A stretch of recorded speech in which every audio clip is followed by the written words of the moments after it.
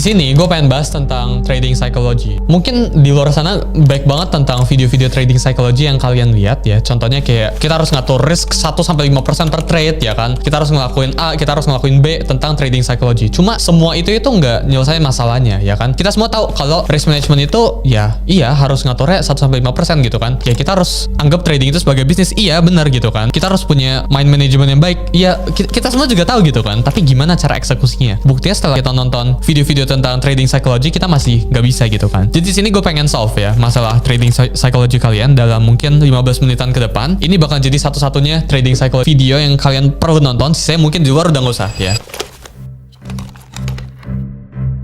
Jadi gue pengen breakdown ya. Kata kuncinya itu trading psychology. Masalah trading psychology kalian itu bukan tentang trading, tapi justru ada faktor eksternalnya, ada faktor di luar sananya. Maksudnya kayak gimana? Jadi kalau misal kalian loss di trading, itu masalahnya itu di luar dari trading gitu. Jadi bukan masalah dari trading kalian. Contohnya gini, mungkin ada yang nonton terus yang ngalamin masalah ini juga. Misal ada orang namanya Theo gitu ya. Theo ini trader gitu kan. Terus dia punya pacar gitu kan. Terus dia putus sama pacarnya gitu kan. Gara-gara dia putus, dia jadi loss trading, dia jadi revenge trading, jadi overtrade, over leverage dan semua lain. Nah, you name it, masalah-masalah tradingnya gitu kan. Dan orang bilang penyebabnya itu, oh lu nggak bisa ngatur risk management. Bukan itu masalahnya. Tapi masalahnya si Theo ini itu gara-gara dia diputusin sama pacarnya. Jadi most likely masalah trading psychology kalian itu bukan gara-gara tradingnya ya. Tapi kalian harus cari faktor di luar itu apa. Gue juga punya contoh, misal semua orang juga tahu gitu kan, kayak ngatur risk 1-5% per trade gitu kan. Jadi gue pengen breakdown ya. Misal di sini kalian trading, oh gue harus pakai 1-5%. Tiba-tiba pas ngeklik, oh tiba-tiba jadi 10-15% atau nggak jadi full margin gitu. Kenapa kayak gitu? Kalau dipikir-pikir, mungkin gara-gara gue greedy, gara-gara gue fear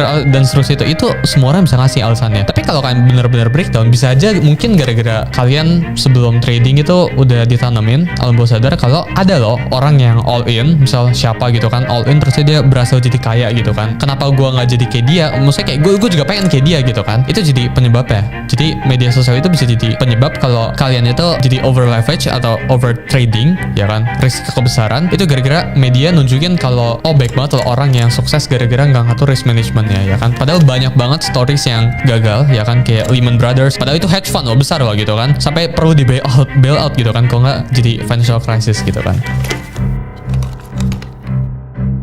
Top nonton video atau short form content yang micu emosi trading kalian ya. Apapun yang bisa micu kalian over leverage atau over margin kalian besar-besar gitu, ibaratnya di mute aja lah gitu kan. Orang-orang yang nunjukin lifestyle yang hedon dan lain-lain itu menurut gue disingkirin buat sementara. Kenapa? Karena itu bakal ngaruh ke trading kalian gitu. Pesan buat pertama ya. Yang kedua ya, money is a lagging indicator. Ini maksudnya kayak gimana? Jadi apa yang kita kerjain sekarang, apa yang kita hasilin sekarang itu bukan hasil kerja kita hari ini, tapi justru hasil kerja kita beberapa tahun yang lalu. Jadi kalau misal hari ini, detik ini juga ya, gue bisa ngasilin misal berapa? 10 juta gitu kan per bulan atau kayak gimana pun itu bukan gara-gara hari ini gue kerja buat gue dapetin 10 juta, tapi justru gara-gara beberapa tahun yang lalu gue kerja, gue belajar buat dapetin skill setnya, yang which skill setnya ini gue pakai buat dapetin 10 juta sekarang ini ya. Jadi apa hubungannya sama trading ya? Jadi menurut gue kalian harus punya long term view ya. Jadi bukan berdasarkan oh gue pengen dapat duitnya detik ini juga, tapi justru develop skill. Ini semua orang sering bilang ya, develop skill. Seiring berjalannya waktu uangnya bakalan ngikut, karena uang itu indikator yang lagging ya. Jadi kalau misal kalian belajar sebuah skill yang bisa ngasilin beberapa ratus juta sekarang ini, belum tentu detik ini juga kan bakalan dapat beberapa ratus juta ini gitu kan. Mungkin beberapa tahun lagi baru kalian dapat duitnya gitu. Kesimpulannya itu lihat long term view sama money, uang itu lagging indicator ya. Bersabar lah, baik-baik bersabar gitu.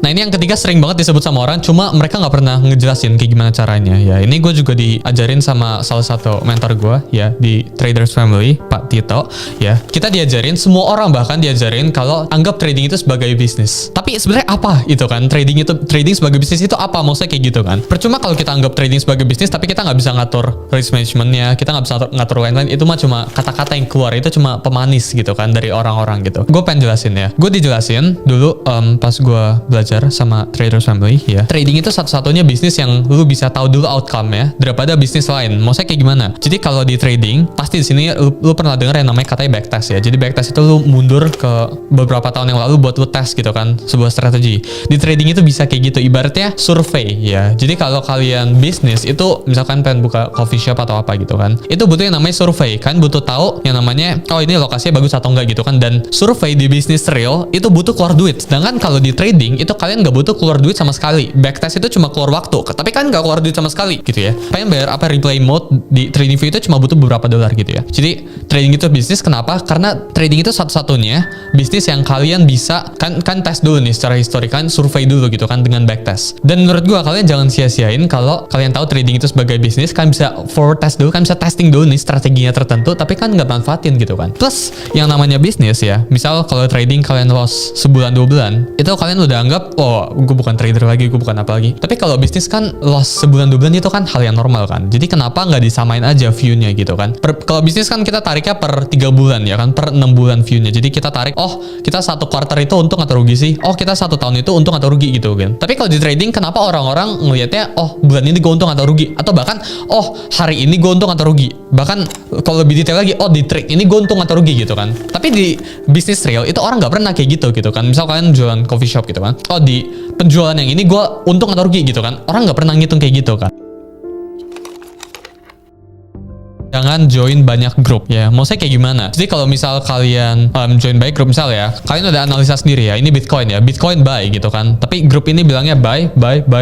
Oke, bagus gitu kan. Semuanya ngekonfirmasi gitu. Itu yang kita sebut sebagai confirmation bias ya. Tapi apa yang terjadi kalau misal kalian buy? Oke, ini sell, buy gitu kan. Terusnya jadi kayak, oh yang analisa buy itu 3 orang, yang analisa sell itu 3 orang gitu kan. Gue bakalan kayak gimana gitu kan. Atau mungkin semuanya yang sini sell gitu kan, 5 grup ya kan. Oh ini Bitcoin bakalan turun gitu kan. Tapi kalian sendiri, oh ini bakal naik. Jadi bias kalian jadi terpecah gitu kan. Kalian terlalu banyak window, kalian terlalu banyak pintu yang kalian bisa lihat, otomatis bingung sendiri ya. Terlalu banyak informasi itu nggak baik ya. Kadang yang paling simpel itu kalian analisa sendiri atau maksimal ya join 1-2 grup itu mentok-mentoknya gitu ya. Jadi pelajarannya itu jangan join kebanyakan grup.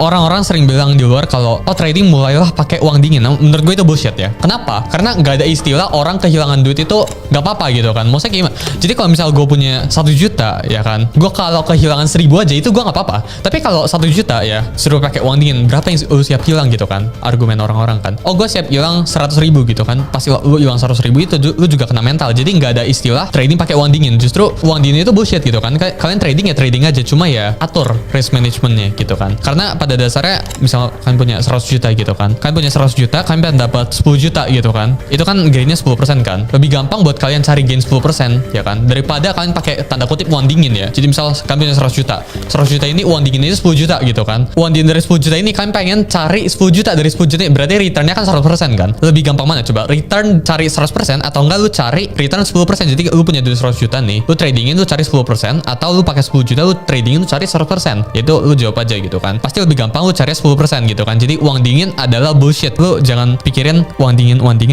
karena kehilangan uang itu nggak pernah nggak sakit gitu ya, semua orang gitu ya. Kecuali lu punya 1 juta, lu hilangnya cuma 1000 baru itu nggak sakit gitu kan.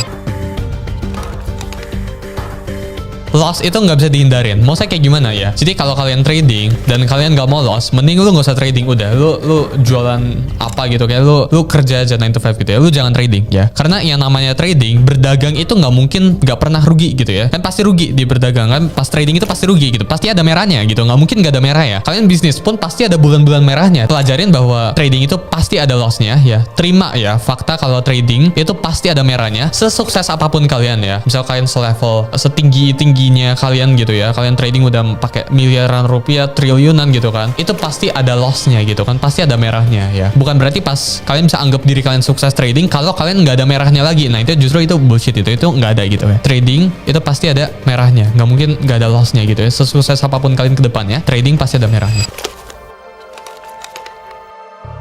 Menurut gue ini paling klasik ya, tapi buat trading journal ya. Maksudnya kayak gimana? Jadi kalian setiap kali trading itu dicatat ya. Tapi dicatatnya itu bukan catat biasa entry price ya berapa, itu jangan dicatat, tapi catat emotion state kalian. Jadi pas pengen ngeklik tombol misal buy ya kan, atau pas pengen ngeklik tombol sell, itu apa emosi yang kalian rasain. Sebelum kalian klik itu, kalian catat dulu di trading journal kalian gitu. Bikin aja kayak di Notion atau di Excel spreadsheet gitu kan. Bikin aja gitu kan. Dan kalian notice emotionsnya ya kan pas kalian mulai mencatnya, dan setelah kalian pengen close, misal kalian ada set TP gitu kan, terus tiba-tiba kalian intervensi posisinya gitu kan. Nah itu kalian catat kenapa gitu kan. Oh gue takut tradingnya nggak hit TP, oh gue lihat ini gitu. Jadi dicatat semua emosinya. Jadi trading journal yes, tapi catat juga emosinya. Itu juga salah satu tips yang mungkin ngebantu gue ya. Jadi mungkin itu aja buat video kita kali ini, semoga ngebantu kalian. Jangan lupa buat komen next kita mau bahas apa. See you guys.